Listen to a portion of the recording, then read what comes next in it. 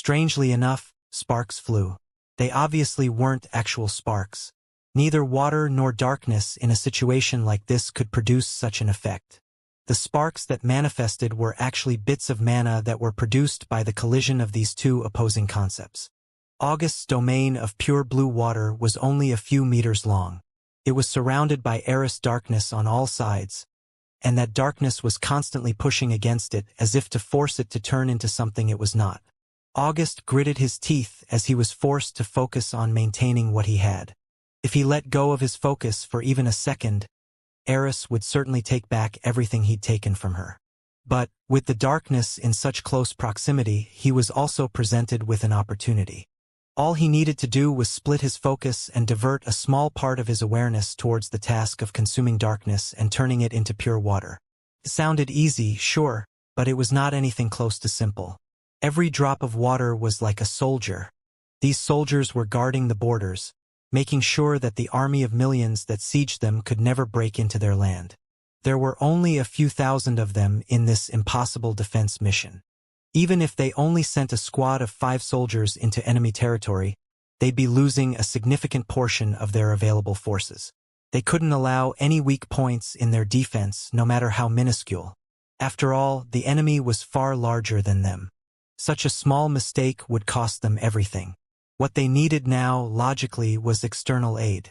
They needed troops to come from other nations and siege the back lines of the attacking army, so they could gain a bit of time to make a proper move.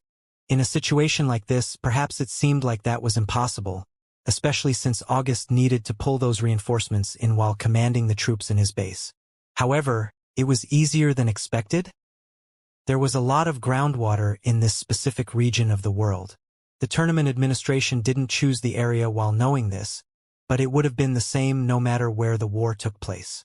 Aurelian was incredibly fertile. It hardly ever rained, but the climate and conditions still allowed for lush grasses to grow in almost every part of the kingdom. For the third stage, the staff needed to find a plot of land large enough and separated enough from civilization to conduct a prolonged trial. Any place that met those qualifications would have been closest to farmland. In other words, the subterranean world in these regions was filled with flowing and still water of every variety, both near and far away from the surface. To create the lake as fast as possible, August summoned everything that could immediately answer his call. But there was still plenty of water below the surface that had been making its way closer and closer despite his call taking place many minutes ago. When August sensed the presence of that liquid, coming from the deep underground cave systems that remained unexplored to this day, he couldn't help but grin. Perfect. Boom. It burst through the ground at the bottom of the lake and spewed into the darkness-controlled territory. Immediately, August gained a maneuverability that was impossible in the previous stalemate. He controlled the spewing water to force Eris into corralling it, while simultaneously pushing outward with his original territory and consuming all of the nearby darkness. For the next few minutes, the roles reversed and August was placed on the offensive. He aggressively drew the water out of her darkness, weakening her and expanding his domain until the lake was practically split into 2 halves for the 2 geniuses to control. In the process, Eris' darkness became purer, resembling water despite being nothing like it. The 2 seas crashed into each other. With each wave that splattered back into the surrounding liquid, their territories shrunk and enlarged as they constantly stole from each other. Eris and August both had their teeth gritted and their eyes shut tight. In their minds, they had truly become those waves. Each time they clashed, each time they hissed and exploded as they contrasted, the 2 young geniuses attacked each other. In a sense, it was now a matter of mental strength. Who would be eroded first? Who would fall to the mental shocks they experienced when they collided? August was just barely above her in physical strength, but her refined techniques made it relatively difficult for him to gain the upper hand. His mana control might have seemed to be better at the start since he was the one to injure her before she could make an impact on him, but that assumption was disproved when their domain battle started. Now that they'd reached this stage, it was clear that they were equal in controlling mana. No, considering that Eris forced August into this evenly matched situation from nothing, she was better. Originally, this was his domain, after all. He was forced to destroy her power source when he was placed in the same situation, and he couldn't say that he'd be able to do something like this, taking control of her mana and turning it against her. This duel went through many changes as it progressed. Through them, the two geniuses learned that their strengths and weaknesses were in different places, but their strength was roughly the same. The battle of minds taking place now was the last thing. As they were not demigods with access to their souls yet, their minds, their bodies, and their mana were the three categories they could compete in. The war imagery shifted. In the minds of the two, they had entered their true dragon forms. They imagined their opponent sending waves of conceptual law at them. They imagined the laws they would use to fight back. And when they lost, they reeled back as dull and sharp pain both struck their minds together. Minutes passed and passed and passed. Eventually, their stalemate continued for over half an hour. The waves had been getting larger with every clash. The huge pitch-black and ocean-blue waves were thousands of meters high now. Both geniuses were sweating fiercely. Their eyes wriggled as they endured the monumental pain they experienced for the sake of victory. August and Eris had done as much as they could in their minds. They were nearing a point when they'd be forced to take this clash to the extreme, to enter their true draconic forms. Well, that was the thought in Eris' mind, but August was hoping to do anything he could to make sure that didn't happen. He hadn't yet figured out a way to hide his azure dragon appearance. After all, if he had the power to do so, he would keep that reveal hidden until the last possible moment. There was only one problem. August did not have that kind of power. Vomum! It was like time slowed down. No, time truly did slow to a crawl. A strange wave of energy, completely independent of the air wars and even Aurelian as a whole, spread through the hidden world. Rather, that wave of energy spread through the entirety of the heavenly world. Everything it touched was disrupted, and as if it was an effect of the wave, all mana was dispersed. The mana being used by anyone and everything, including mana-based trait that beasts used to transform their bodies. August felt something push through his every molecule. It was a visceral and indescribable feeling, and it only gave him time to understand what happened after it had already passed. Ah! He thought, a wry smile on his face. For the first time ever, he felt the desire to curse. As his body transformed and enlarged, a change he could not control. I'm fucked. August uttered his first curse word in this life. From any point of view, it was more than understandable. After all, he said it better than anyone else could. With this sudden and mysterious change destroying any effort that was made to keep his identity hidden, he was, by all intents and purposes, fucked. Aurelian had been moving at an incredible speed. It was as if August's appearance in the kingdom provoked all the small things that had been hiding in the shadows to come to light. Especially with him spending 10 years inside of a time dilation, it was hard to believe that only a few months had passed in real time. In fact, it had been less than half a year since August first hatched out of his egg and latched onto Damien. Unbelievable, wasn't it? It was even more so for the people in the heavenly world. None of them really had information on what was happening in Aurelian. But if any of them knew that Damien somehow managed to find a son and raise him in this short period of time, they'd be bewildered beyond belief. After all, the heavenly world experienced these few months quite slowly. When Damien returned from his meeting with the Dark God, all dimensional cracks existing in the world suddenly disappeared. The foreign territories left in those places served as a reminder of the connection between the two worlds, but it seemed as if the sacred abyss had completely given up on their siege. That, of course, was a misdirection. Those of Void Palace knew better than anyone that this was only the prelude to a much greater battle. Perhaps it would even be the battle to end them all. Nevertheless, ever since Damien went to Aurelian, his people had been properly taking care of matters in the world he left behind. The remnants of both the Divine Order and the Stria clan were completely eradicated. Of course, aside from Malevolon Stria, who was now an eternal piece on the Dark God's board.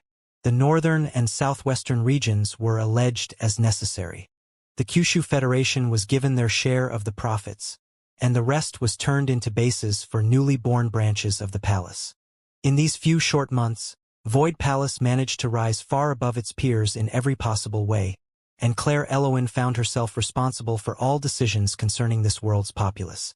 Dante was awake, but, plagued by nightmares and the stain of the dark god in his psyche, he kept himself hidden and focused on helping Claire manage her workload. For now, the only people who knew he was awake were Claire and Serena. Right, Serena was there as well, but she didn't have any time to help Claire. She had an extremely important role of her own. Every single day in the time that had passed was spent setting up a massive array across the entirety of the heavenly world. Tens of billions of people were employed and spread across the lands to lay small parts of the whole, which didn't connect and form a circuit until the very last moment. Forming the array wasn't the only thing that needed finishing, after all.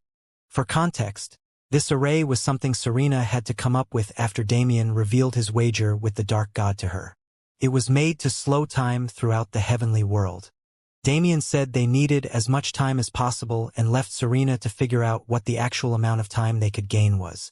It really depended on her own ability, since she, a supreme goddess of time, was someone that even Damien acknowledged as more skilled than him in the manipulation of the law.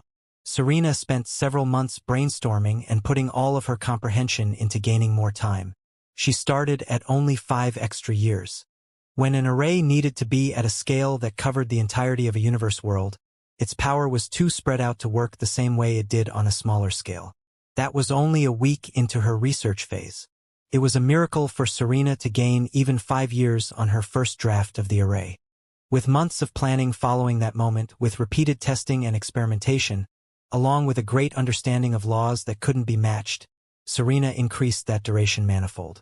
The actual final time limit was unknown to even her, because the array that gave her the most successful results was also the one she had the least control over. The base concept was simple. In one fell swoop, it would harness the entirety of the world's mana and use it to alter the folds of reality. This was a plan that could only be understood theoretically. By the calculations that could be made, Serena estimated that they'd gain anywhere between 50 and 500 years. After all, who could truly calculate how much mana the world had? Who could calculate how much of that mana would actually be siphoned? Mana was originally a force that acted on its own will at times, so there was too much variability for any stable result to be produced. Regardless, any other system would gain 50 years at most, so, in the time that she had, this was the best thing that Serena could come up with. At least it had a chance of giving them more time.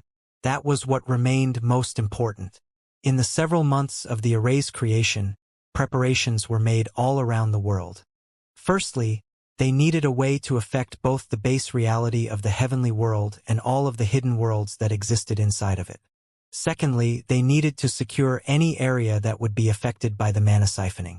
Mainly prisons, vaults, and other establishments that absolutely could not be allowed to lose power.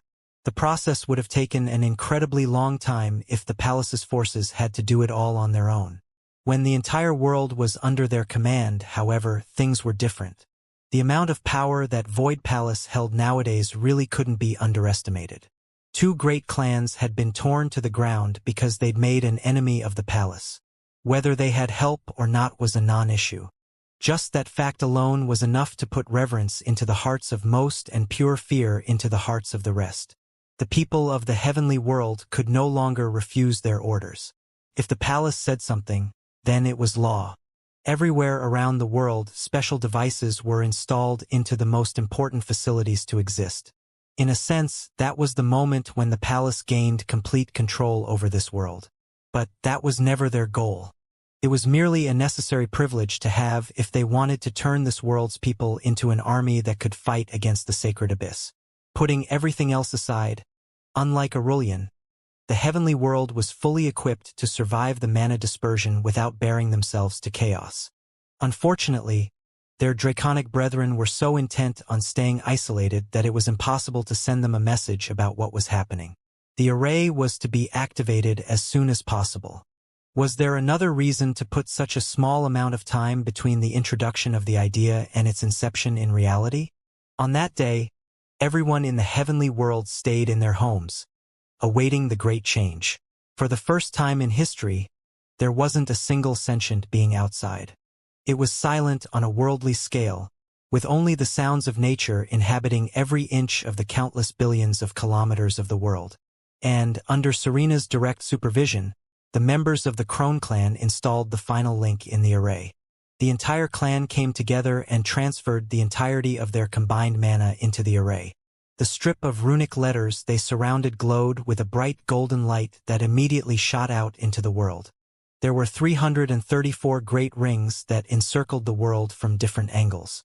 The golden light spread through the ring it first originated from until it reached both points where all of the rings connected simultaneously. That was the moment everyone had been waiting for.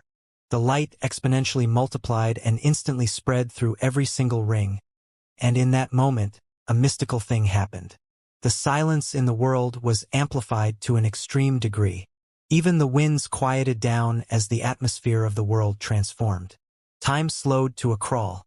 A wave spread through the air, dispersing any and all mana and sending it on a path towards the runic lines of the array. In the heavenly world, countless individual specks of light illuminated the places where alternative energy was used to temporarily sustain function. And though hardly anyone could actually sense the change, aside from their bodies being somewhat sluggish for a moment, the activation of the barrier was the start of something monumental. Both for the heavenly world, where an army of quintillions was soon to be raised, and the dragon kingdom of Aurelian, where only chaos was in store for the people. It all happened so fast that August couldn't even properly perceive it. He changed. Eris changed as well. Everyone who wasn't in their dragon form was immediately revealed. Eris' dark dragon form was definitely majestic. Her sharp and pristine horns, her ferocious appearance, those scales that seemed impenetrable by any and all means, and a wingspan that one almost couldn't believe belonged to a young dragon. It was something that should have captured the attention of anyone watching instantly. Though nobody was watching anymore. With mana phasing out of existence for a second, the broadcasts and other similar mechanisms like the barrier around the two territories all shut down. The only person to see Eris transition was August. And, at first, August thought that the only person who would witness his was her. His shining azure scales, more beautiful than those of any other dragon. His magisterial crown and his aura that slightly surpassed Eris' dark dragon lineage. And that iconic facial structure that no dragon old enough to remember could forget. The visage of an azure dragon. For the first time in millions of years, it had appeared in Aurelian. And though the barrier couldn't be easily replaced, as it was only created through the efforts of several dragons over many days, the projections were different. They were maintained by a system that brought them back on the second mana returned to the atmosphere. So it was not just Eris that saw what he had become. No, his appearance and his aura were transmitted across the entirety of Aurelian. That was when the surreal events began. Massive auras swarmed the sky. They arrived in an instant. All of them knew where the third stage was being held, and all of them had unimaginable power. They were figures that the Dragon Kingdom hadn't seen in many millennia, but they'd returned for one purpose. They sensed that aura immediately. Qinglong, a booming voice split the skies. August's body was immediately frozen by a massive pressure. Under the weight of a holy dragon's aura. He could only find it in him to do one thing. Go. Go back to the sanctuary. Now. It was a message transmitted through the team communicator, but only two people understood what it meant. They also felt those auras. Nobody in the surrounding few million kilometers could ignore it, let alone the people at its epicenter. Valerie and Melania both gritted their teeth, but they came to the same conclusion. They didn't understand what was happening. August never explained his origins to them, after all. But his message unequivocally meant that those auras were targeting him, and if they didn't want to be caught up in the madness, they had to leave as soon as possible. The thought to help, it definitely appeared, but it disappeared immediately. No matter their current strength, they could not do anything against the auras that were now hovering above the two nameless territories. If they stayed and instead became hostages, then they would directly cause the ruination of August Void. Their feelings didn't matter anymore. They had to do as he said. They had to retreat. Valerie didn't continue her sacred duel.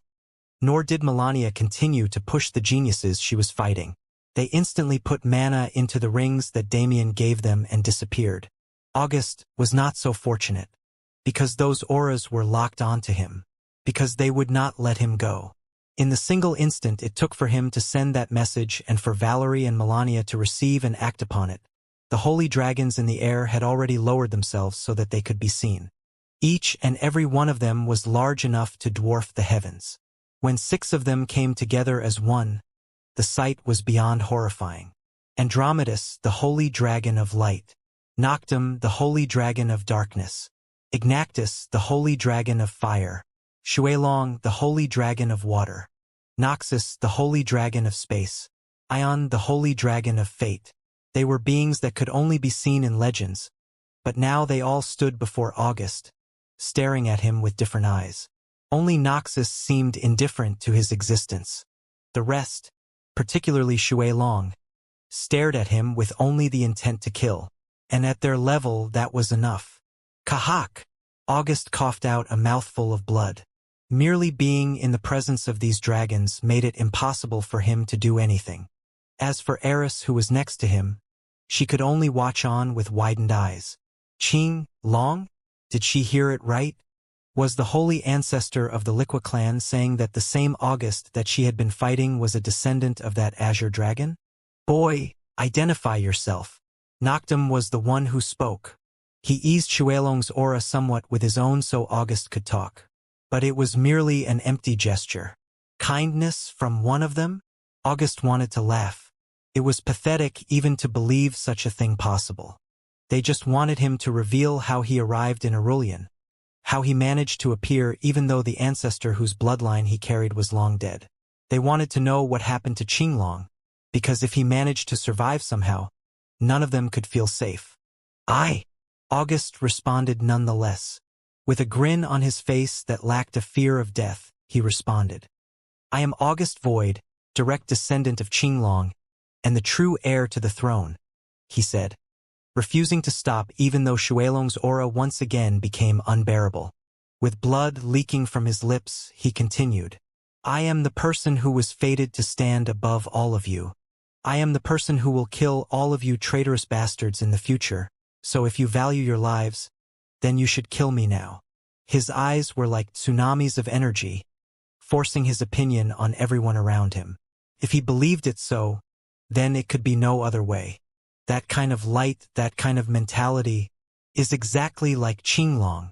Perhaps Noxus was the only one able to have such calm thoughts at the moment. After all, he was the only one that didn't participate in the battle against Qinglong. Nevertheless, it is too early for you, young one. It was an undeserved attitude because, as he said, this was the moment that he would die. There was nothing in the world that could prevent them from taking his life. After all, Qinglong was the demon that lived in the hearts of these emperors, forever eating away at their souls despite being a figment of the past. Still, August grinned. No matter how perilous this situation was, it didn't affect him, because he had a backer that even these holy dragons could not match. If they truly made the decision to end his life, then he could guarantee that they would not meet happy endings. Damien was the source of August's confidence, and it wasn't an unwarranted feeling. Damien would not allow August to die. However, in this particular case, he was not the person coming to August's rescue. Perhaps the mana wave had created an opportunity, because when the holy dragons moved to suppress August, someone else moved as well. All mana systems slowly roared back to life, and that revealed one fact to the world. Well, to Ion specifically before anyone else. His body jolted as the information poured into his mind. Despite being covered in scales, one could almost see his face turning pale. Something more important than even August's existence had revealed itself. Something detrimental to Aurelian. The vault. Ion's eyes widened, showing an expression that he had not expressed in millions of years. The vault has been emptied. You shall perish for the sins of your ancestor. Your bloodline shall not be allowed to exist in this world for even a moment longer. Xuelong was in the process of monologuing when Ion returned his attention to the conversation. It was clear that he was planning to revel in August's death. The grudge with Qinglong originally started with the Liqua clan. His emotions in this moment were more heated than any of the rest. However, they did not have time. It would take but a moment to kill August, but they did not have even a single moment to spare. Xuelong, wait, Ion said sternly. For what reason? There is no reason for you to protect this boy, is there? Or could it be that your guilty conscience is disrupting your thoughts again? Ion, now is not the time, Ion roared. They were the same words that Xuelong wanted to speak, but with a completely different meaning. A thief has broken into the ancient vault. I cannot sense the presence of any of the artifacts stored there. Xuelong's expression remained blank. Mere artifacts. It does not matter if we lose them. Killing this child before Qinglong's blood can bloom is more important. Ion scoffed. He looked around at the others, and, frankly, it irked him to see the same expression on their faces. His aura turned serious to the point where the other holy dragons were forced to listen to him. Did you all forget what it means for the vault to be emptied? It was not merely treasures that we lost. Whoever was bold enough to enter that place has taken the book of truth and the scales of fate. The expressions of everyone present changed. And the fruit of the primeval tree? Ignactus asked. Gone. It was a response that left even these holy dragons shaken. Nobody else understood what the treasures in the ancient vault meant. It was a secret kept between holy dragons exclusively. Without those treasures, everything will fall apart. Even Xuelong understood the dangers presented by the theft of those items. He gritted his teeth, hesitant to accept it, but he had no choice. Noctum, place him in eternal darkness. We will return to this matter later. Noctum's slight nod was the last bit of the conversation that August could see. His entire world disappeared as he was surrounded by a blackness deeper than anything he'd seen before. This was a prison he could never escape from. Not until Noctum himself returned to free him. With August in such a place, the holy dragons did not need to worry about him fleeing. They could return to the same place and decimate him when they found the rat scurrying around their kingdom. The holy dragons immediately departed, turning into blurs of light streaking through the sky, and as everyone in the vicinity of the third stage arena was left in confusion about everything that happened, August only had one question. Just what could possibly make holy dragons rush away so hurriedly? Phew, that was surprisingly easy. Sure, the atmosphere was tense everywhere else, but that did not apply to Rose. She was cruising, to say the least. That energy wave came out of nowhere and made everything confusing. But the moment Rose realized that the ambient mana was dispersed, she rushed to the vault she'd been eyeing. As expected, it was wide open without a single security measure protecting the items inside. All she had to do was kill out the guards, quite an easy maneuver when they couldn't fight back, and run inside. She took everything. Originally, her goal was only a single item. But when in Rome, right? This was a great opportunity. Even secret areas that were secured behind many barriers, arrays, and protection mechanisms were completely open right now. Rose thought it was interesting for items to be hidden behind so much security, so without a second thought, she took them. Truly, she had no idea what kind of mayhem she'd just caused. But it didn't really matter to her, did it? The dragons she'd seen while hiding in the Oriat clan were pieces of shit. She didn't feel a single ounce of remorse for her actions. And it wasn't like they could retaliate against her. By the time the ambient mana returned and the projectors showing the air wars turned on, Rose was already in the sanctuary. Damien was the only one barred from the hidden universe, after all. When Rose returned to the true void universe, she would be back at the palace with Claire and the rest. She had nothing to worry about. Though, if there was one thing more special about Rose's experience than her theft of everything the Dragon Kingdom held valuable, then it was what she would learn when she returned home. Damien was actually in Zenith's hidden territory, which had been abandoned for a long time, when chaos ensued. His attention was naturally caught by the holy dragons surrounding August. In fact, he was just about to make a move and slaughter them, but something funny happened. It was only for a single second, but he suddenly felt Rose's presence in Aurelian. When it disappeared so rapidly, he knew exactly where she'd gone. It was surprising to realize that Rose was present all along. Damien had been doing things slowly instead of understanding anything and everything about Aurelian so he could have some fun and feel the spirit of adventure.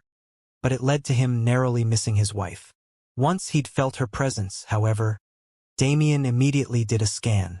It didn't take long for him to comprehend the situation fully, and that was why it was so funny. How coincidental did it have to be for even more members of their family to be wreaking havoc in Aurelian at the same time? It was hilarious how Rose's actions accidentally saved August, and what Rose had done was even funnier. Of course, it wasn't funny at all that they'd hurt August. That particular action made Damien want to kill them and everyone related to them. But there was something vague, a kind of ambient aura that could only appear in times of chaos. Perhaps that was why Damien kept the holy dragons alive. Because even if they were a threat to his son, they couldn't do anything to him. Instead, they'd be left scurrying around the kingdom, desperately picking up the pieces. See, the energy wave that spread through the world did more than the holy dragons knew. Rose and August weren't the only ones affected by it. Actually, there was a specific group that found themselves empowered. August's reveal, Rose's theft. They weren't the only interesting things happening in the kingdom. There were two more big events about to begin, and Damien desperately wanted to see how the holy dragons coped with them. This is going to be fun. Life had been a bit slow recently, but it was about time for things to pick up. Chaos. It wasn't an ideal environment in any sense, but it was the place where people with the surname Void thrived. Damien had proved it countless times, and soon enough, August would get the chance to do the same. August's body disappeared from where he stood, but he was still in the exact same place. To make it absolutely impossible for him to escape, Noctum separated him from the true reality and placed him inside of a realm of eternal darkness. That was a place where mana did not exist outside of Noctum's own control, and nothing aside from darkness itself could survive. August would not be directly harmed by the environment, but it was uncertain if he'd still be the same person when he once again saw the light of day. The nature of that space that refused to change was somewhat similar to the outside environment as well. Though the majority of them were too far away to actually witness what happened, every single genius in the vicinity heard the booming voices of those ancient holy dragons clearly announcing why they'd arrived. They heard that August was an azure dragon. To most, this meant nothing. Even most of the nobles and holy clan geniuses didn't know why it was such a big deal. The most they could do was question the secrets August hid within his body. Qinglong's legacy had been ruined in quite an orderly manner. First came the era in which Zenith was born. At that time, the ancient dragon's identity was being smeared at every possible opportunity. Any records of his existence were burned and replaced by a false narrative. It went against everything that the scholars and sages among the dragon clans stood for, but the decisions of the ancients could not be challenged. During that era, Qinglong turned from a respected hero of the dragons to the worst to ever live. Only after that did the era begin when his existence was completely phased out of history. The holy dragons were thorough. They refused to allow anyone to find an ancient record that told the truth of their forgotten history. For the current generation of geniuses, the name Qinglong meant close to nothing at all. Eris was different. There had been many questionable changes in the ranks of holy dragons in the past. They actually weren't the same dragons that existed in Qinglong's era if one looked at their physical bodies alone. Instead, a unique method had been employed to ensure that the status of holy dragon was not given to anyone other than them. Noctum was the only one who never changed from then to now. His physical form and his soul were the exact same as they were when he first rose to power in ancient times, and as Eris was his most prized successor, he told her stories of that time. Eris didn't have any preconceived notions about the Azure Dragon. The way that Noctum described him was as such, a dragon with such power that it threatened draconic society as a whole. It seemed like his opinion of the past transgressions was different from most, but that was not something to be explored when Noctum wasn't present. The only thing Eris knew about the Azure Dragon was that he was unreasonably powerful to the point where even the most powerful dragons ever to exist were threatened by his mere existence. To hear that August was his successor and direct descendant, really what she felt was confusion. She didn't quite understand how it was possible, nor did she quite understand why it was so significant. Nevertheless, the real reaction to witness in this vicinity belonged to Wilhelm Liqua. At least, that would have been the case if Wilhelm had the chance to react. Their clan was the only one that refused to forget the Azure Dragon. The elders who knew the true history viewed him as a stain to their reputations, and the young ones who were raised by propaganda saw him as a traitor and a weakling who had to die in order for their clan to uphold their righteousness and dignity. The battles all across the two territories naturally came to an end when the time array's energy waves spread through Aurelian, which gave Wilhelm more than enough space to react to the ongoing situation. The problem was elsewhere. Right, even with everything that had happened thus far, it wasn't enough to call it chaos, was it? Rose stole everything that the holy dragons held valuable, but she was already gone. They had no chance of regaining the things they'd lost. In this climate, they'd eventually return and take their rage out on August, which by no means would be something he enjoyed. There had to be something more, right? If one had that thought while watching the situation unfold, then they were absolutely correct. And as if to prove that point, destruction soon wrought the land. It happened both close and far away. It wasn't close enough to perfectly perceive what was happening, but every single genius in the stage sensed the same thing. Blood. A gargantuan wave of blood with a stench that clouded one's nose was spreading through the closest settlements to them. See, Serena kept evil in mind when she led the heavenly world in their preparation for the array's activation. Prisons and asylums were specially cared for so that nobody dangerous enough to cause chaos in the world would be released by the event. Aurelian did not have prisoners. Not in prison systems, anyway. For the most part, anyone who committed enough crime to be deemed a criminal in Aurelian would either die or join a large group to have their actions justified. But there was another group that had been hiding in the shadows for eons. In the ancient days, when Qinglong was killed, there was heavy opposition from anyone and everyone. Dragons at the time had become used to the freedom of opportunity that he provided, and the entrance of an oppressive regime was not widely accepted. Those who rebelled were destroyed without hesitation by the holy dragons and the influences they raised. Qinglong's plans weren't given enough time to properly eliminate the already existing status gaps in draconic society, so it was difficult for those rebellions to make any real progress. Still, they caused damage. The forces of that time humiliated the holy dragons and left permanent stains on their histories. As such, the holy dragons decided that death was too easy of a punishment. They placed a seal on their bloodlines that would carry from generation to generation. The seal cursed them and turned them into mutilated beasts that could not exist in the sun, and forced them to endure great pain to live at all. One would be led to believe that they'd give up on survival. The most rational thing was to end their bloodlines in that generation so that nobody else had to feel their pain. However, they were far too vengeful to pursue such an outcome. The 10,000 of them who didn't die in the first few days led an exodus into the subterranean world. They, along with their families, forsook the outside world for the sake of only a single goal. Through all of their pain and suffering, they bred generation after generation.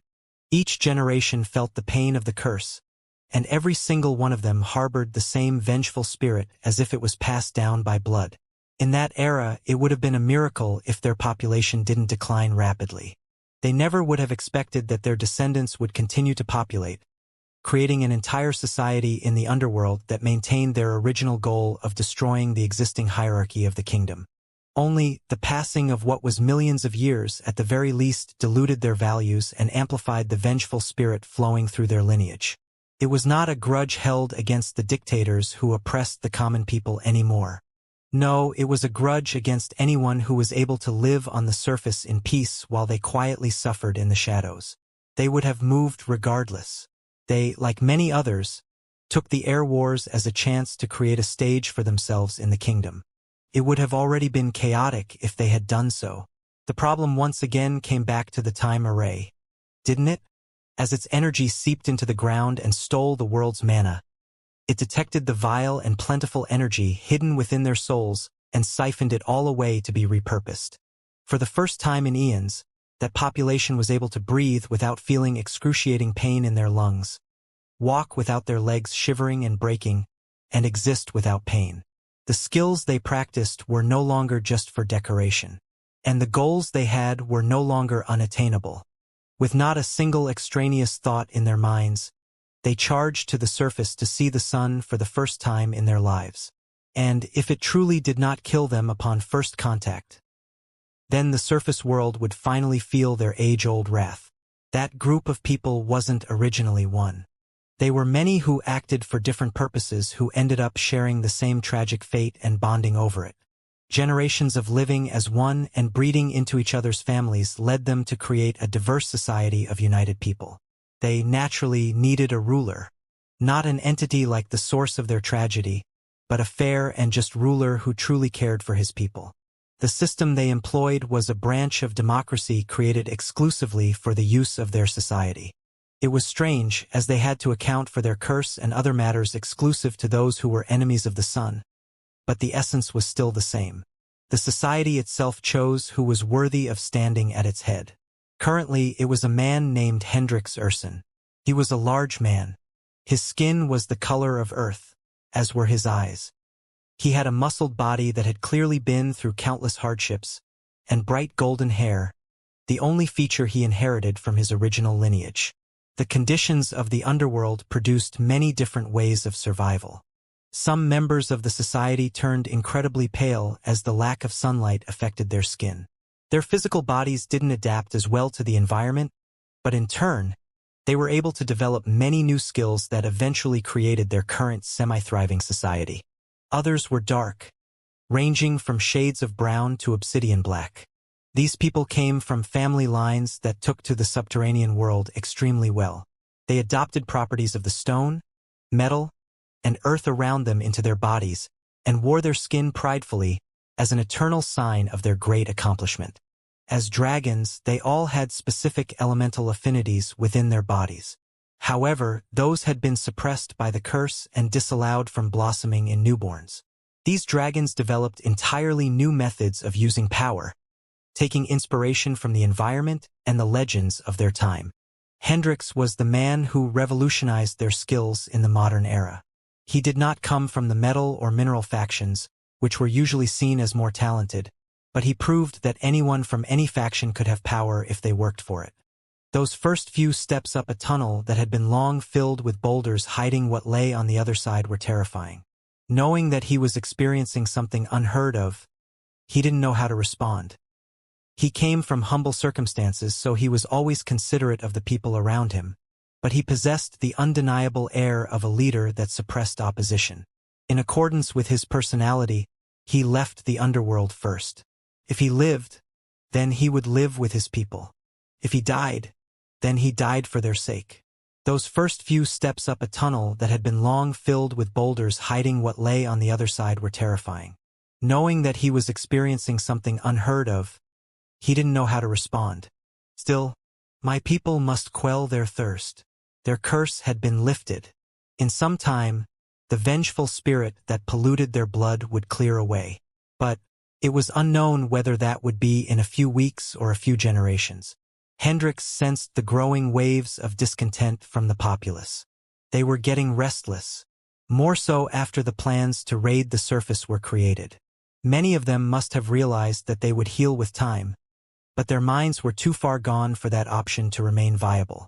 Hendrix was not a man consumed by his thirst for blood, but as a member of the forsaken dragon races, he possessed just as much of it as everyone else. He knew that they'd never be able to properly live if they couldn't vent the accumulated frustrations of millions of ancestors. That is why, though I am sorry for those who will be caught up in our madness, I must allow this to happen. One step after another took Hendrix closer and closer to the surface. He soon saw the creeping rays of sunlight shining into the tunnel from the outside world. It is comforting to know that my death may be painless. If it was instant, then he would not suffer. His heart was calm as he took those last few steps. His muscles tightened slightly as he slammed out with his fist and crushed the last border separating him from the world. And he bathed in sunlight. His eyes were forced closed by the immense light levels. They had evolved to be accustomed to underground conditions, so naturally, they didn't immediately function. Luckily, through the experimentation of the root clans, those whose skin had turned pale, a technology had been developed to counter its effects. Hendrix tapped twice on his temple and slowly reopened his eyes. This time he saw not only light, but also everything it allowed his eyes to process as information. The sweeping meadows and plains of the most rural parts of Aurelian, the mountains in the distance that were more plentiful than people. It was a scenery that only existed in bloodline memories manifested right in front of his very eyes. Just the fact that he could see it and survive meant that the wishes of their people had truly been granted. There was nothing left to prevent them from bringing hell to the earth. And for that, I truly, truly am sorry. That was how it started. From a pitiful and unfortunate society with their own reasons for why they needed to commit atrocities. But that was not how it would be received from the people they were victimizing, was it? When the Forsaken Dragon clans began their siege on the world, they hit the outermost western point of Aurelian's central region. It was the first bit of society they came across, so it felt the brunt of their fury. And it just so happened to be near the same regions where the air wars were currently taking place. The first few cities they found were small, housing only a few thousand people at most. They were promptly burned to the ground, and every man, woman, and child present was left as nothing more than a corpse on the ground. The original 10,000 dragons had more than enough time to multiply. With tens of millions of them alive today and several million equipped for combat, they spread out fast and immediately laid waste to every part of Aurelian's west. From there, they took many teleportation arrays and altered them to fit their needs. That unbelievably large mass of people had spread out across the entire kingdom with only one goal in mind. They just wanted to slaughter anyone they came across. They did so while smiling, laughing, and crying. They were ashamed of themselves, but so deeply enamored by the pleasure of releasing their hidden emotions that they could not stop killing. The entire dragon kingdom entered hell. Those who could rise up to fight back did exactly that, and the common populace, well, they experienced the consequences of their oppression. Without power, without will, and without lineage, they were like a school of fish facing a much smaller army of sharks. Numbers no longer mattered when there was such a difference in strength. The chaos in the Dragon Kingdom worsened until even holy clans had to step in and take a stand against the invaders. A situation of such severity was created only 1 week into their invasion. Melania and Valerie were currently defending Fort Halia. The other geniuses had also left the Air Wars stage on the orders of the people they followed. The entire event was practically cancelled at this point, but there was still one person standing on that small plot of land. August had not moved yet, nor had anybody come to find him. The holy dragons were too busy searching for their lost treasures to even pay attention to the kingdom's destruction. But now that Damien had finished plotting with the Dragon Emperor, it was about time for him to be released. "Go," Damien said, looking off into the distance from his place in the skies. "Show me the depths of your conviction." With a snap of his fingers, the eternal darkness around August was dispersed. For the first time in 7 days, he saw the outside world again. However, it was no longer the same world he left behind. Whoosh! The setting completely changed. If there was a benefit to the eternal darkness, it was that time didn't exist. Its perception depended entirely on the individual, which meant that prolonged periods in the realm could lead to the perception of eternity and shatter the victim's mind. August wasn't trapped for nearly that long. He was still exploring the darkness and trying to brainstorm a way out of his current predicament when it was solved for him. So he didn't realize that even a week had passed. In his perception, it had been only a few hours. Perhaps that was why he faced such confusion immediately upon his return. Eris was gone, and the environment was in shambles. He could sense in the distance that both castles and all cities in this area were now in ruins, and though there weren't many people present, there were a few. Those auras. What are they? Dragons, definitely, but a species he didn't recognize. Why were they here? What happened to the rest of the geniuses? No, what happened to Aurelian? This isn't right. August didn't take long to comprehend that the time he perceived was not what passed in reality. The only question in his mind was if it had been too long. After all, the stench of blood was overwhelming. Not just from the territories, but from everywhere in the surrounding area. I need to find the others. Before he moved recklessly, he had to meet up with someone he knew to learn about what took place during his absence. But first, It was better for him to gain a preliminary understanding before moving at all. From the looks of it, the people in the territories were scavengers who didn't have much individual power. The aura of blood around them served as proof that they had committed many murders before arriving here. It was easy to connect them to the stench in the air, but their low power levels made him think otherwise. Regardless of their circumstances, August could definitely gain something from confronting them. Boom! He immediately sprung into action. August was in his dragon form still, but there was no point in hiding it anymore.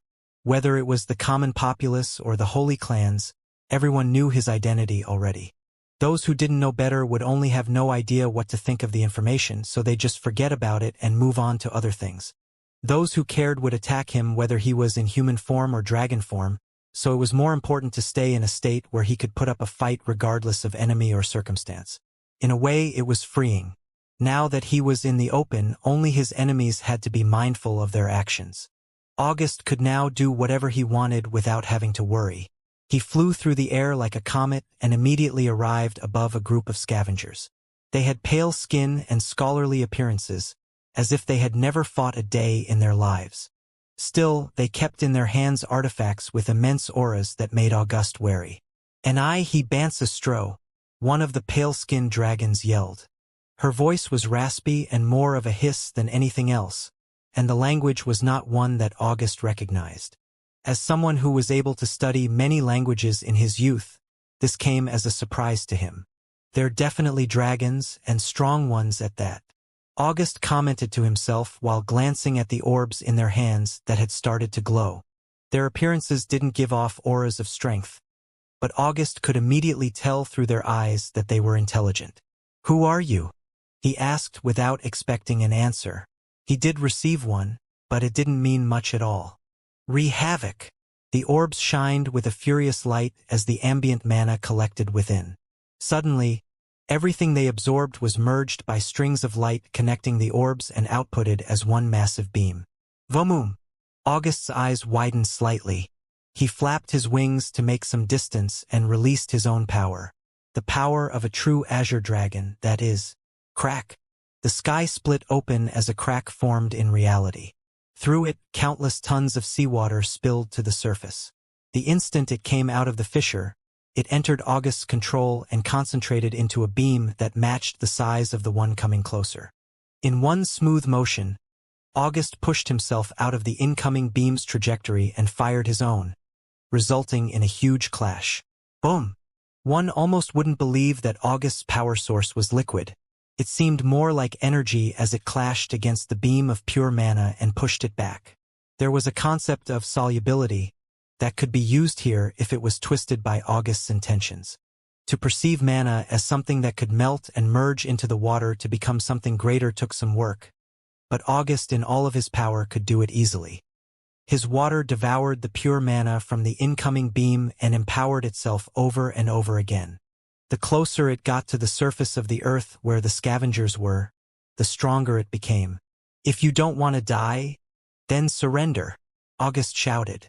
These people seemed foreign, but they had to know the universal language. It was something provided by the system, and there wasn't a single sentient being in this land that was born outside of the system's influence. They may have decided to speak their native language instead, and that wasn't an issue with August, but if they didn't want to be turned into ash, then they needed to stop being stubborn and start communicating. If they cared about their lives, that was the rational choice. But all August got in return were hostile hisses in a language he couldn't understand. August was never one to kill without reason. He didn't want these people to die by his hands without confirming that they deserved such a cruel fate. In the end, August was a person who was willing to make tiring decisions like sparing his enemies. That was the nature that made him a hero, a part of him that Damien both respected and found himself unable to understand. Looking into those eyes, filled with hatred and staring back at him, as if he was their worst enemy, August understood that there must have been a story behind their appearance here. The veracity and validity of that story could be determined later. Whether their lives were deserved or not could be determined later. First, he at least wanted to hear it. At the last moment, August recalled his mana and dispersed the force that it contained into the air. He lowered himself to the ground and transformed into the teenage form he had used until today. He walked towards them with a smile, somewhat comforted by their expressions that were too fearful for them to attack again. Conversation. They didn't look like they wanted to entertain it, but August still wanted to try. He really was a tiring person, wasn't he? His smiling face was quite friendly. It was the type of expression that relayed his desire for peace to the people around him clearly, even if there was a language barrier separating them. However, the Forsaken Dragon clansmen did not feel anything like benevolence from him. They hissed and sneered, backing away as he got closer. After all, there was nothing more deceiving than a trustworthy face. August's smile turned wry as he faced defeat before even trying to engage in conversation. But he had a goal in mind that he intended to accomplish. At the very least, these foreign dragons wouldn't try to attack or run away, since he'd clearly shown that they would not be able to do so under his watch. Since getting closer wasn't an option, August sat down where he was and looked at them. I know you can understand me. I don't know why you refuse to use the universal language, but life becomes more convenient when you can actually talk to people instead of considering everyone around you an enemy, he said. Hissed and snarls were already starting to get annoying. That feeling was pushed to another level when they continued even after he tried to be friendly. They were obviously a civilized people. If not, then how could they have created such great technologies? The attack they used against him wasn't much in the grand scheme, but if that was possible for them because of some small trinkets that they carried around for safety, then what did the place they came from look like? In August's opinion, it had to be a highly technological civilization at the very least. The words they used to communicate seemed more ancient than what August knew, which was strange, but it wasn't uncommon for tribes and clans to preserve the language of their ancient ancestors. More questionable was the way they presented themselves to him. I'm not quite sure what's going on, but I intend to hear it from you before I make any assumptions of my own. The auras around you. The aura covering the kingdom doesn't spell good news, but if we are going to be enemies, can't we at least understand why we're fighting? August wasn't dumb enough to believe that he could be on good terms with these people. They clearly had the blood of Aurelian's dragons on their hands. However, their position was important to him because if they could be understood even in some capacity, then the entire meaning of whatever battle was ongoing would change. The hisses quieted down as he continued to talk. He looked bored but interested at the same time. It was the first time any of them had seen such an expression from the people of this world. Honestly, they had not been acknowledging the people they killed as innocents or civilians. In order to maintain their sanity and separate guilt from their consciousnesses, the people of the Forsaken Dragon clan had allowed their instincts to take over. Their barbaric behavior was not characteristic of them, but even they knew that they were sinning.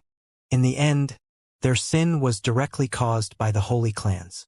If not for them, then such a situation would have never arisen. Their current actions were a necessity for the survival of their civilization. That was the thinking of those with some rationality. Those without it killed out of envy. Anyone who was fortunate enough to live happily on the surface was an enemy who needed to die. It may have seemed impossible for them to justify their actions with anything but excuses, but they were not excuses in the minds of those who spoke them. They were indisputable truths. You want to communicate? One of the women in the crowd spoke suspiciously, using a broken and olden form of the universal language. Luckily, August was able to comprehend her words. Right? You must have a reason for killing, right? I want to know it. The problem was that August didn't know anything yet. He was leading the conversation in this direction because he felt like it was the best way to make them talk. But he didn't even know what their people had done. He had to assume that they were invaders. He had to assume that they were hostile. He had to assume that they were more than just a few and had caused chaos throughout Aurelian. All of his assumptions were correct, but was he supposed to act on them without confirming? Still, he didn't lie. Assuming that the things he assumed were true, he really did want to know what their reasons could possibly be. There was a strong possibility that nobody else had taken the time to ask after all. That same woman was the only one confident enough to engage with him. The rest hissed at her in their own language, expressing their discontent, but she acted without considering their opinions. You are young. Do not get involved, or else you will die. August smiled slightly. It's nice to see that you care, but as you can see, I can look out for myself. More importantly, he used his eyes to reiterate his previous question. The woman gritted her teeth. Very well. I cannot sense their blood from you, so I will share with you our purpose. Frankly, she didn't have a good reason. August wasn't the most trustworthy person. He also clearly was not on their side. They would inevitably be enemies in the future, and they'd likely kill many people that each other cared for. Still, the deepest emotion within each and every member of the Forsaken Dragon clan was their desire to be heard. They wanted their story to be told to the world. They wanted their history included in the records. Not many would admit it, but the greatest shame they faced was not their curse or their migration. It was the erasure of everything they fought for and everything they were and its replacement with lies. That was how August learned their story. He heard a tale that had already been told before. A tale where Qinglong died and tragedy struck a group of people who only wanted the best for their fellows. He learned of their unfortunate circumstances and their pain, as well as the unquenchable desire that forced them to slaughter others. He heard the woman speak those words. He also heard her skirt around certain topics as if she did not want to stain the image of their people with the deeds they'd done. Ha! August sighed as he stood up. He could assume the rest from what she said. The people of Aurelian were now being slaughtered as a result of an eon-old grudge. As expected, it's not pretty. It was a shame that it was not a story he could relate to, but he was glad he had the chance to hear it and understand how these events were perceived from the other side's perspective. They think I'm going to kill them. August could see in their eyes that they believed they would die the moment he got what he wanted. It was the same reason why the people around that woman didn't want her to speak. But I will spare you this time. It was useless compassion, but it was his nature, so August could not deny it. However, if we happened to meet again, there was nothing more to be said. Every single one of them knew which side they stood on. If they met again, then one side would end up dead. Only that was not now. August's body shined as he turned back into a dragon and shot into the air. His next destination was already set. In order to meet up with his people and learn the same situation from their side, he had to go to the only place where he was sure to find them. Fort Halia. That was his next destination. August obviously didn't fly the entire way. He merely left the area that way so as to not give the enemy any information. The artifacts he had on his person were incredibly powerful, and allowing people to lust over them was obviously something August refused to do. When he was far enough away to be out of their perception range, he teleported to the Shadow Lounge and exited into the fort. Even this place was different from the way he left it. The atmosphere had changed to the point where he almost couldn't see the bustling society that used to exist here anymore. The streets were empty. If they didn't have the power to fight, then they stayed at home and refused to leave. Those who had even a bit of ability were all within the fort's combat regions and walls, helping defend it from the forces beyond. August's eyes narrowed as he scanned the city. The population decreased. Immediately, he found that there was only around half as much life aura as there was before the third stage. Such a monumental change could only mean that civilians died in droves. Ha! Once again he was forced to sigh. Maybe if you didn't lay your hands on innocents, things could be different. It wasn't as if their cause itself was the problem. The holy clans had slighted the entirety of the dragon species. The people who had been killed in this place, the people who were being killed elsewhere, all of them were victims just like the Forsaken Dragon clan. They did not deserve to die. Killing them immediately invalidated any sort of just cause that the invaders thought they were acting upon. Still, from the way that woman spoke, it doesn't seem like they're killing willingly. Didn't it sound more like they were being forced to kill by the insanity that polluted their bloodline? If I can find a way to cure them, August shook his head wryly. It was just wishful thinking, and they wouldn't be absolved of their sins because of their circumstances. August just hoped that there was a way to end this conflict without spilling too much blood. He was only able to hold such thoughts because he had not experienced the past 7 days. August rushed to the outer walls where he felt a familiar presence. She was on the opposite side of the water, which meant she was far away from his current location, but he couldn't find Valerie. Melania wasn't particularly in the middle of anything. A wave of attacks had just ended and the troops were taking care of their losses and other matters to prepare for the next wave. Melania had some status after her short yet impactful stint in the air wars, so she had been given a more exclusive position. For the past week, she had been forced to put her everything into protecting this city. She didn't have time to think about anything else, not even her own inexperience in real battle. Her first time killing someone didn't even register in her mind, because the second, third, and fourth came just seconds later. The war thus far had been brutal. Some were framing the ongoing events as a rebellion, but why rebel against the people? The noble clans and holy clans had only recently shown their faces and started suffering losses. Only those who were weak and oppressed were being slaughtered on both sides. Melania came from the same circumstances. If it wasn't for the Shadow Lounge, her mother and siblings likely would have died to the Forsaken Dragon clans already. If she wanted to protect her people, then she had no choice but to fight. That thought wasn't far apart from her feelings towards training, but the difference in environment dulled her a little. In the end, this was the life of a practitioner. One where killing became commonplace and lives lost all of their meaning. She was just contemplating it, the same way she did after every wave. She looked down at the battlefield from atop the walls and watched the corpses of those who died as they were recovered. She looked at the corpses of her enemies as they were burned and wondered just why they'd commit such cruelties and force her into such a position. It was a depressing train of thought, and one that she didn't expect to be broken in the way it was. With her hands and face still stained with blood, she turned around to sense a surprising aura approaching. He arrived before she could question it in a flash of blue. "August!" Melania exclaimed in surprise. She immediately forgot about everything else. "What happened to you? Are you okay? How did you escape?" She rushed to him and hit him with a barrage of questions. Both she and Valerie fled from the third stage, but they didn't take their eyes off of it until much later. They saw the deliberation of the holy dragons and watched as August was thrown into eternal darkness. It was relieving to see that he was still alive, but with his fate unknown, both of the girls were incredibly troubled until the moment they were forced to push their extraneous feelings aside to deal with conflict. The fact that he was standing here was preposterous almost.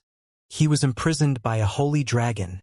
For crying out loud, it didn't make sense for him to be running around. Melania scanned his body and made sure there was nothing wrong with him as she continued to question him. August couldn't help but crack a smile as warmth filled his body, but Melania's appearance was definitely cause for concern. Nevertheless, before he could ask her about it, he had some things to explain. Melania gave notice to a few nearby soldiers that she would be absent for a bit and took August to an isolated room inside the fortress walls where they could talk. There, August told the story from the start. He told Melania the truth about his lineage and the story of his ancestor before leading into his childhood in Damien's care and the mission he'd gained from his ancestral memories. Finally, he told of his experience in the eternal darkness. "I'm pretty sure my dad broke me out, but he didn't say anything to me." Melania nodded. She was more familiar with Damien's power than anyone. It was the sole cause of her rapid growth.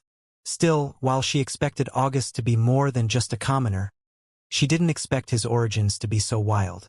August's personal story was something he had to tell her, but, in the end, it was not the main purpose of their current conversation. Melania was absolutely willing to support him in his path to becoming emperor. However, that could only happen when Aurelian was once again safe. "Since you've been trapped for the past week, I guess you don't know what's been happening," Melania said with a sad smile. August nodded heavily. "I came directly to you when I sensed your aura, so that I can find out." "Hugh!" Melania took a deep breath. If I had to describe it in one word, it would be atrocity. That was how she started her explanation.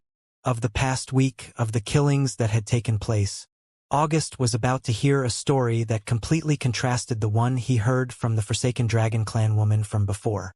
What Melania experienced was hell. The initial scare of the holy dragons was already a huge event.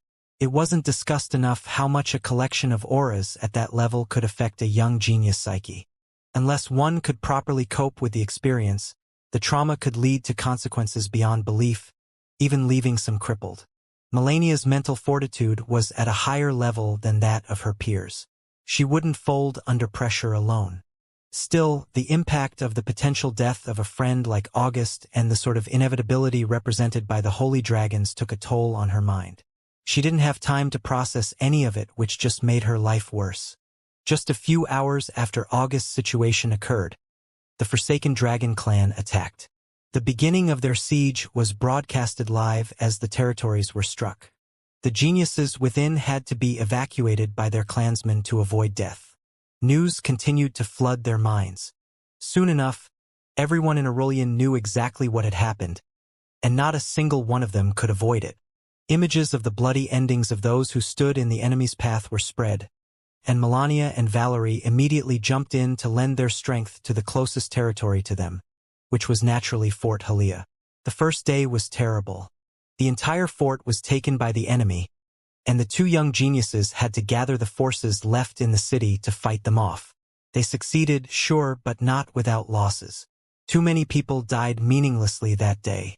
Melania and Valerie were unable to protect them as they protected the city. In their memory, the two geniuses resolved to keep everyone else safe and do whatever they could to help end the conflict. While Melania stayed in Fort Halia and rallied those who remained to stand against the enemy, Valerie returned to her clan to recruit their help. It was a tough journey for both of them. Melania saw slaughter on a day-to-day basis and became used to it. Valerie was traveling a rocky path back to her clan, fighting through the groups of enemies she saw and risking her life to save those she met along the way. A lot of tragedy had already affected them at a personal level. Just a day ago, Melania received news that most of the members of their alliance from the air wars had already died. Only Lucas and Ophelia were still alive. Their sponsors supported them and kept them safe, but it was unknown what would happen when they actually entered the war. Someone like Damien could view this conflict as a shame and disregard it if he so chose. With the power he had, nobody in the Forsaken Dragon clans could even touch his toes. However, for Melania and the other young geniuses, this kind of atrocity was unimaginable. They never thought that they'd ever see so much blood. Even bloodline memories filled with such experiences could never give them the same feeling as seeing it in person. Anyway, I really can't tell you the entire situation. From what I've heard, the invaders kill anyone they see on sight. A guy named Hendrix is leading them. He and the other strongest members of the rebellion are ancient dragons, and the rest aren't weak either.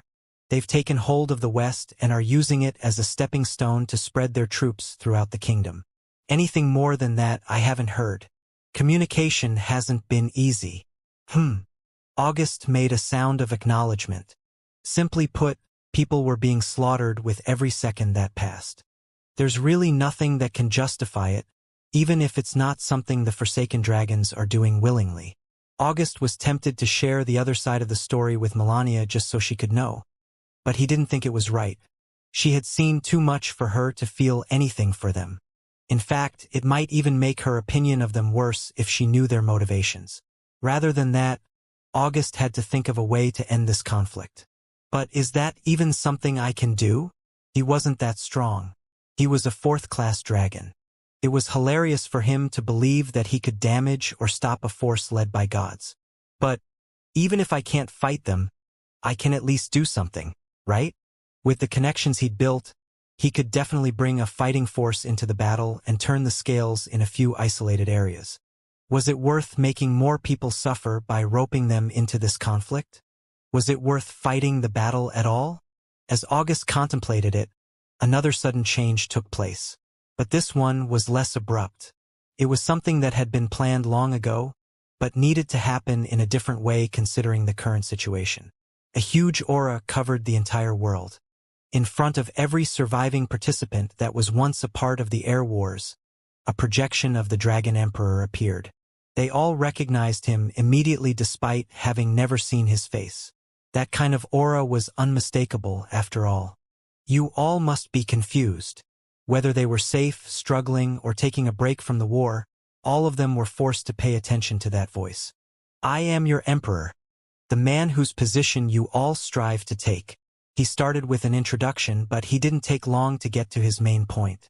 Today, I present all of you with a challenge. As the air wars were not able to conclude properly, this will act as its replacement. August and Melania looked at each other in surprise. Was now really the time to be doing this? It was a thought they shared with many, but their opinions didn't change the Dragon Emperor's message. Somewhere in our kingdom, I have hidden my crown. It is the symbol of Aurelian's ruler, and the object that will give you control over the kingdom. If you find it, then it is yours. If you take it, then you will become the next Dragon Emperor. Your candidate emblems will act as a compass. Your hearts will become deciders. If you have received this message, then you are worthy of my throne. However, if you cannot defeat those who are worthy alongside you, then you may be destined for nothing. August's eyes sharpened. Those were provoking words. They were meant to belittle the pride of a genius and force each and every challenger into accepting this race. I see. It was a move made both to provide an heir to the kingdom and to keep the geniuses away from the war. In the end, when all other reasons and justifications were stripped away, it was a move made to protect the younger generation, the future lifeblood of Aurelian. But, at the same time, it was a race for the throne and the simplest, most direct manifestation of what the air wars were always supposed to be. The choice that August was trying to make had changed. It was no longer about whether he wanted to participate in the war on a large scale or not. No, it was much deeper than that. August was forced to ask himself a question that he honestly didn't know the answer to. What was more important to him? The throne or the people?